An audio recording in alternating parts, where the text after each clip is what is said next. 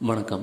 ஒருத்தரோட ஜாதகம் பாசிட்டிவாக செயல்படணும் அப்படின்னா அவரோட ஐடியாலஜி, பிலீஃப் சிஸ்டம், அவரோட நம்பிக்கைகள் எந்தளவு நேர்மையாக, இயற்கையோட ஒழுங்கின் அடிப்படையில் இணக்கமாக, பொறுப்பாக, அன்பாக இருக்கோ அந்தளவு அவரோட ஃபீலிங்ஸ், எமோஷன்ஸ், நோக்கங்கள் அமையும்.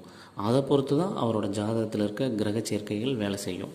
உதாரணத்துக்கு செவ்வாய் ராகு, சனி ராகு இந்த மாதிரி தீய கிரகங்களோட சேர்க்கை இருந்து அவங்க ஒரு இணக்கமான ஒரு புரிதலில், இணக்கமான ஒரு ஐடியாலஜியில், நம்பிக்கையில், எல்லாத்துக்கும் ஒரு சுதந்திரம் இருக்குது, எல்லாத்தையும் அக்செப்ட் பண்ணணுன்ற ஒரு அன்பான அப்ரோச், நம்பிக்கை இருந்தது அப்படின்னா அவருக்குள்ளே அவரோட ஜாதகத்தில் இருக்கிற கிரக சேர்க்கைகள் பாசிட்டிவாக செயல்பட ஆரம்பிக்கும்.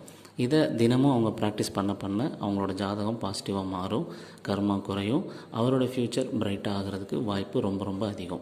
ஸோ நீங்கள் அதை ஃபாலோ பண்ணணும் அப்படிங்கிறது என்னோடய விருப்பம். நன்றி.